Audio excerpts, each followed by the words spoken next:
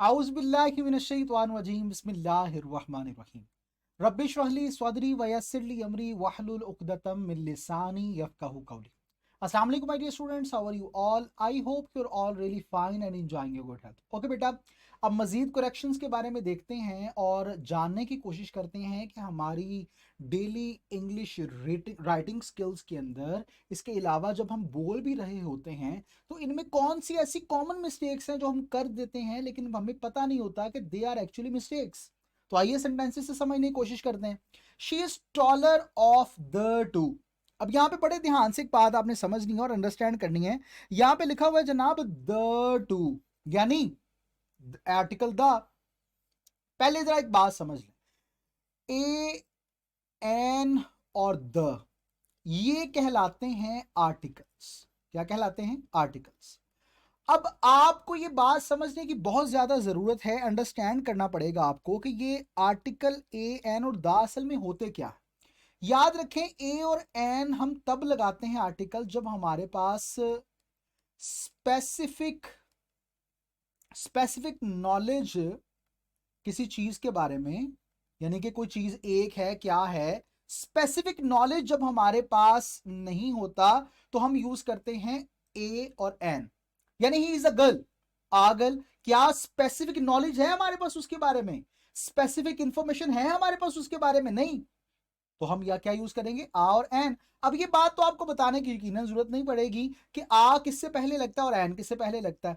यकीनन ऑब्वियसली आपने ये पढ़ा होगा, दो रूल हैं। पहला, वॉवल से पहले आ एन लगता है, और दूसरा रूल ये है कि ऐसे इंग्लिश के अल्फाज जो उर्दू के लफ्ज अलिफ से शुरू होते हों उनसे पहले हम एन लगाते हैं। जैसे he is an M A in English, मैं ये नहीं यूज कर सकता he is uh M A. देखें जी, एम किसकी आवाज दे रहा है? अलिफ की। तो इसका मतलब है मैं उससे पहले क्या लगाऊंगा? एन लगाऊंगा। क्लियर? तो हम ये करेंगे। अब बात करते हैं दा की। तो दा के बारे में याद रखें कि जब स्पेसिफिक नॉलेज हमारे पास आ जाता है ना, जब मुझे पता ही इज द थीफ, ये वही चोर है, मैंने क्या कर दिया? इसको मैंने स्पेसिफाई कर दिया। तो जब हम स्पेसिफिक कर देते हैं किसी चीज को तो उस वक्त हम क्या यूज करते हैं? आर्टिकल दा का इस्तेमाल करते हैं। ठीक है? इसके लिए एक और बात याद रखें, एक वर्ड होता है जी डेफिनेट और एक होता है इनडेफिनेट। इसको समझने के लिए बस आप एक वर्ड को याद रखें कि डेफिनेट का मतलब होता है नाउन, जिसके बारे में हमें पता होता है, और इनडेफिनेट का मतलब होता है अननाउन, जिसकी हमारे पास स्पेसिफिक नॉलेज जिसके बारे में नहीं होता। जैसे प्रेजेंट इंडेफिनेट टेंस, तो इंडेफिनेट अनडिफाइंड, नहीं पता। तो जब हमें नहीं पता होगा तो इंडेफिनेट। अब जरा मुझे आप बताइए, आ और एन क्या ये डेफिनेट हैं या इनडेफिनेट आर्टिकल्स हैं? जी बताइए, बताइए बताइए बताइए। आ और एन डेफिनेट नाउन। अब आ और एन में क्या हमारे पास स्पेसिफिक नॉलेज होता है? नहीं होता। इसका मतलब है कि इनडेफिनेट आर्टिकल्स क्या कहलाएंगे? आ और एन। और डेफिनेट आर्टिकल किसे कहेंगे? आर्टिकल दा को। क्लियर? अब जरा बड़े ध्यान से इस सेंटेंस की तरफ आइए। She is taller of the to. The two यानी वो दो खास में से ये जो खास है ये ज्यादा लंबा है। टॉलर क्या है? सेकंड डिग्री ऑफ एडजेक्टिव है। अब मैं स्पेसिफाई कर रहा हूं, दोबारा मैं क्या कर रहा हूं? स्पेसिफाई। मैं स्पेसिफाई कर रहा हूं, तो इसका मतलब है कि टॉलर से पहले भी मुझे एक ऐसा आर्टिकल लगाना पड़ेगा जो कि स्पेसिफाई करे कि वो खास लड़की जो है या लड़का जो है वो ज्यादा लंबा है। क्लियर? तो अब जरा मुझे आप बताइए कि कौन सी ऑप्शन है जो सही रहेगी, और मुझे उम्मीद है कि आपको बहुत अच्छे से समझ आ गई है इस बात की। जरा मुझे बताइए, अब आपने बताना है यहां पे क्या option number A is the right? She is taller than the two. Then तो नहीं, नहीं, ये वाली बात तो बनती नहीं है ना, समझ ही नहीं आती। She is taller of the to, अरे नहीं ना, हमें कोई खास स्पेसिफिक आर्टिकल लगाना है। शी इज द टॉलेस्ट, अरे वाह, दो के लिए हम टॉलेस्ट थोड़ी यूज करते हैं, हम तो टॉलर यूज करते हैं फॉर टू, और ज्यादा हो तो उसके लिए टॉलेस्ट यूज किया जाता है। इसी ऑप्शन में सी तो है बिल्कुल ठीक नहीं है। अब जरा बात आती है, ठीक है, कि she is the taller than the to. अच्छा, अब ऑफ द टू भी लगाएं, गलत नहीं है।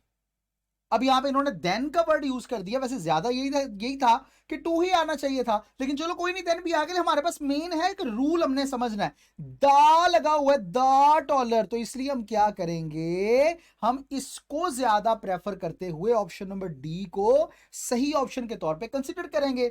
She is the taller of the two, sorry two लगा दिया मैंने, ऑफ द टू या देन द टू, कोई बात नहीं, हमें मेन रूल की तरफ समझना है कि वो क्या है।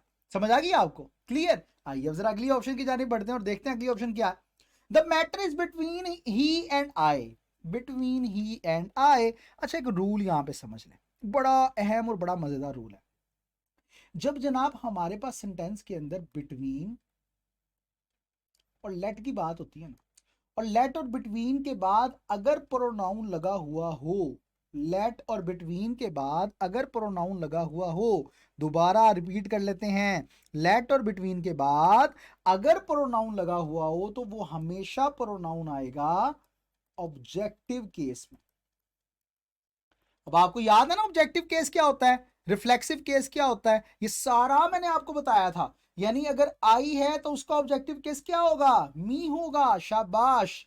अगर ही है तो उसका क्या होगा, हिम होगा।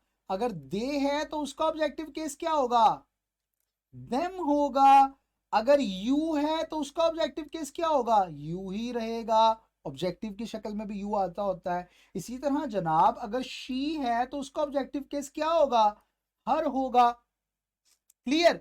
अब जरा बात सुने कि जो बिटवीन और लेट होता है उसके बाद हमेशा ऑब्जेक्टिव केस ऑफ प्रोनाउन आता है। तो आइए जरा देखते हैं ऑप्शन कौन सी ठीक है। ही का ऑब्जेक्टिव केस क्या होता है, जरा मुझे बताइएगा। हिम होता है। आई का क्या होता है, मी होता है। तो आइए जरा देखते हैं कौन सा ठीक ऑप्शन है। आइए ऑप्शन नंबर वन, क्या option number one right answer है, जरा मुझे बताइए। The matter is between him, him he का आ गया, लेकिन आई तो वैसे ही लिखा गया, इसलिए option number A is wrong. दूसरा, the matter is between he and me, ये ही एज इट इज लिख दिया और आई को मी कर दिया, यानी एक सही है और एक गलत, इसलिए ये ऑप्शन भी गलत।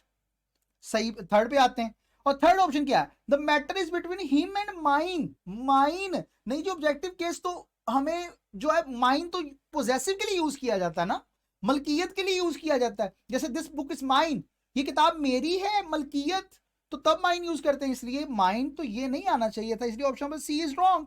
अब फोर पे आ जाते हैं, the matter is between, he का क्या है, हिम, आई का क्या है, me, so option number D is the right answer.